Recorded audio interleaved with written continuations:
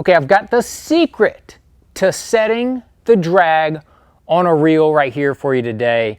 And this is something that I've never really heard other people describe in the way that I'm going to describe it to you. So that's why I wanted to tell you the secret on how to set the drag on your reel. So I've got a spinning reel. I'm going to show you how to do bait casting reels. You know, I'm a professional bass fisherman, so this is mainly focused for bass and, you know, pound test between like 4 pound and, you know, 30, let's say. You know, braids a little heavier, drag's not as much of an issue, but you'd still set it similarly. So I'm going to show you how I set the drag. This is a Cashion drop shot rod, and this is a dial reel. That part does not matter. You're going to set the drag the same way with every rod and every reel. Now, remember what I said, every rod and every reel. So what you want to do when you set the drag is that you don't want to, it's hard to, you know, pull it out unless your arm and your hand is actually a pound test meter and you can tell. But then you would have to know how much poundage your rod is going to be able to load up on. So with this rod, in any rod, you want to reel down. You want to do this to where your bait, or you can just tie your line to a anchor or a cleat, or I've got it on the back of my truck right now. So you want to just lean back until the rod is fully loaded. Then you want to make sure that then you want the drag to start. I hope that, you know, I'm going to say it one more time. I'm going to be able to reel down, fully load my rod, so my rod is loaded up to the maximum capacity that without it breaking. That's when I want my drag to start.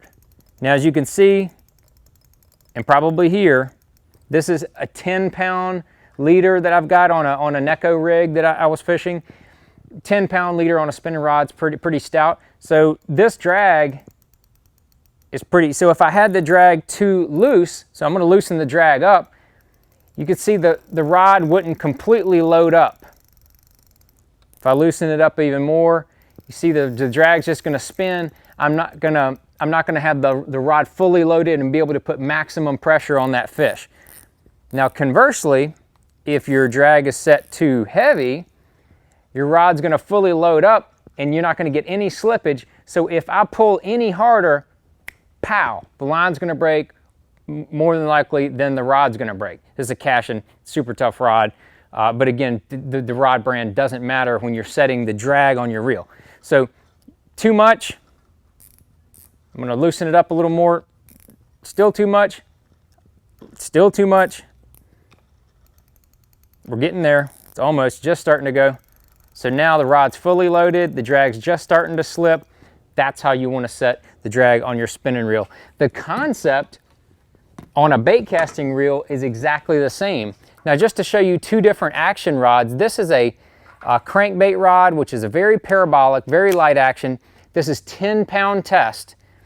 It's a dial reel. Again, the reel, the rod, doesn't matter. It's the action of the rod that you want to match your drag setting to. So this rod is very, very limber. See, it bends a lot, but I'm fully loaded. My drag's a little too tight. So I'm going to back it off. Now my drag's starting to slip a little bit. Maybe I would go back a little bit more. So when my rod's fully loaded, before my line breaks or before my rod breaks, that's when I want my reel drag to start to slip. I already had this preset really close. And then let's take that one step further. I'm going to go, this is a 7.6 flipping stick. It's the Icon, their new rod, but it's a medium heavy. This is a flipping stick. This is what you can put 20-pound test, 25-pound test, jack them out of heavy laydowns and grass and all kind of nasty stuff. So I'm gonna pull on this. This is the way I had it set already. Let's see if I have my drag set right. So I'm gonna load that rod up. I mean, I'm pulling on it pretty damn hard. And then you can see my drag's just starting to slip. I have my reel set perfectly. So what you're gonna do is when you set that hook, You're still gonna have plenty of meat and plenty of power to drive that hook in their face, but it's not gonna be too much to where if you hook into about an 8-pounder or a 10-pounder, he's still gonna slip some drag off if he's pulling harder than your rod can load, if that makes any sense. So if it was, let's back it off a little bit to show you the difference. Back it off, look, the rod's not even loaded and the drag's way too loose. You're not gonna be able to put enough power. And if I go too heavy, a lot of people love to flip. They're like, oh, I'm flipping 20-pound tests, I'm gonna crank it all the way down. Whoa. Match that drag to the rod and the power of the rod, like right here, that's too much. Too much. Back it off a little bit, still too much. Oh, not enough. I'll go down a little heavier. There it is. See, the rod's fully loaded and the drag's just starting to slip out. So if you set the drag on your reel according to the power of your rod, that is the secret to setting the drag.